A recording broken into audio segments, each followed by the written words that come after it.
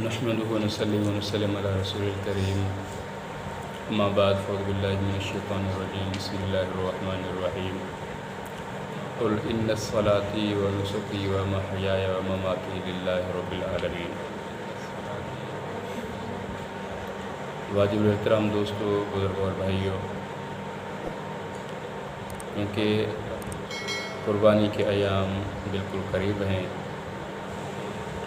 اور اس بات کی ضرورت محسوس کی کہ جو ہمارے دوست، ہمارے احباب قربانی کر رہے ہیں ان کو قربانی کے مسائل کا جاننا ضروری ہے۔ اس لیے کہ قربانی ایک اہم فریضہ بھی ہے،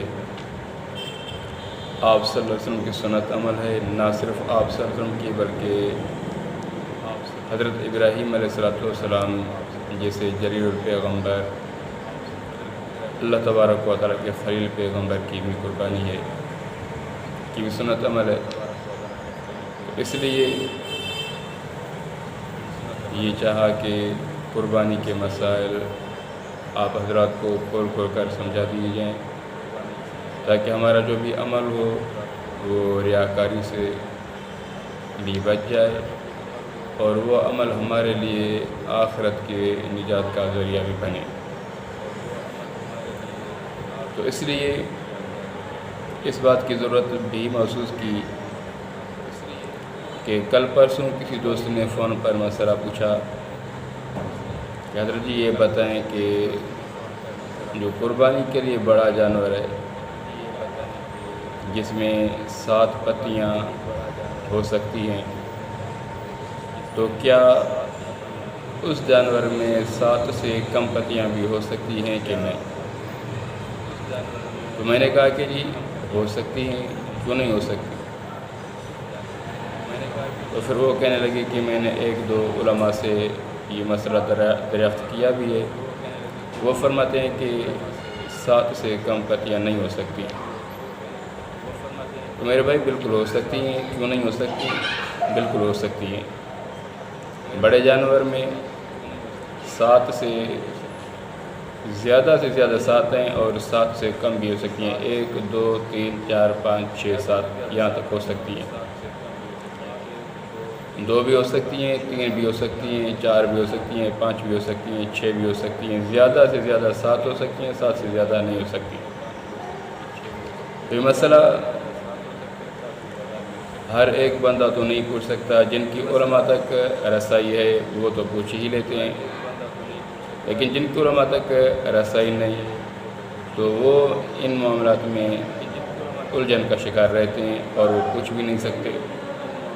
تو اس لیے ارادہ یہ کیا، کوشش یہ کی کہ ان مسائل کو عوام الناس کے سامنے کھول کھول کر کے بیان کیا جائے۔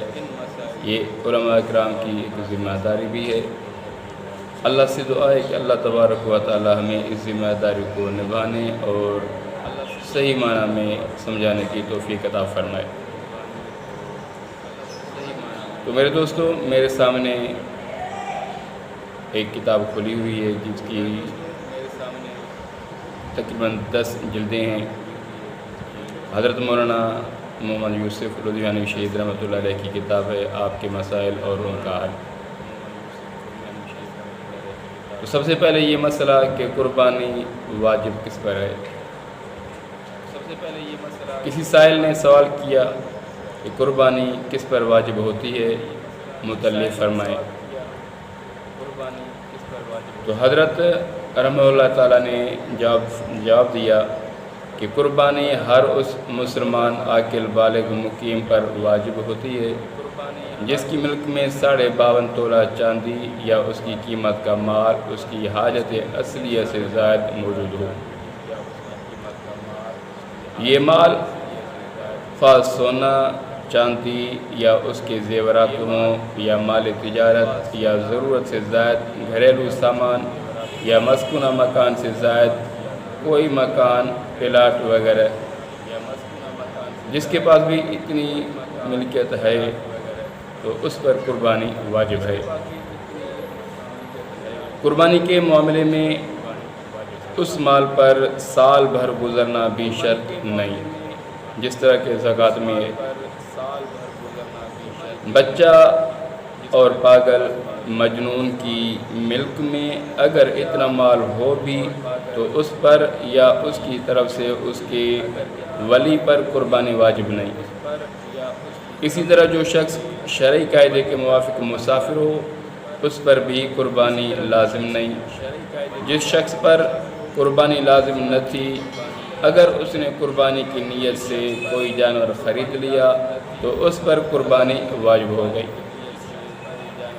تو میرے دوستو، آپ نے سنا کہ جس بندے کے پاس 52.5 تولہ چاندی کی مالیت موجود ہے، وہ کسی بھی صورت میں ہو، گھریلو سامان ہے تو وہ بھی جو استعمال میں روزانہ کے استعمال میں آ رہا ہے تو ٹھیک ہے، لیکن اس طرح پڑا ہوا ہے استعمال میں نہیں اور اس کی مالیت بھی 52.5 تولہ چاندی سے زیادہ بنتی ہے یا اس کے برابر بنتی ہے تو اس پر بھی قربانی واجب ہے۔ عام طور پر یوں دیکھا گیا ہے کہ ایک بندے کے 4 بیٹے ہیں یا 5 بیٹے ہیں اور سارے کے سارے مالدار ہیں، ان کے پاس اتنی ملکیت ہے بلکہ اس سے کئی گنا زیادہ بھی ہے، تو پھر عام طور پر دیکھا یہ گیا ہے کہ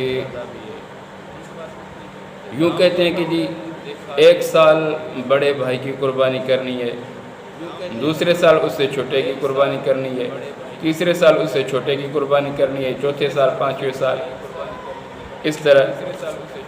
تو اگر کہا جائے کہ بھائی آپ بڑے کی قربانی کیوں نہیں کرتے، کہتے ہیں کہ جو 2-4 سال پہلے اس کی تھی اب چھوٹے کی نہیں کی تھی اس لیے نہیں۔ تو میرے دوستو، یہ مسائل ہیں جن کو سمجھنا ہمارے اوپر لازم ہے، ضروری ہے۔ اللہ تعالیٰ نے مال بھی دیا ہو، ملکیت بھی دی ہو اور ہم پر قربانی واجب بھی ہو اور ہم قربانی نہ کریں تو یہ بہت بڑا گناہ ہے۔ اگر کسی بندے کے 5 بیٹے ہیں، 4 بیٹے ہیں یا 3 بیٹے ہیں، جتنے بھی بیٹے ہیں، ہر ایک کے پاس بیٹے کے پاس اتنی ملکیت ہے کہ 52.5 تولہ چاندی سے زیادہ ہے تو اس پر قربانی ایک سال نہیں، اس پر قربانی ہر سال لگتی ہے اور اس کو ہر سال قربانی کرنی واجب ہے اس کے اوپر۔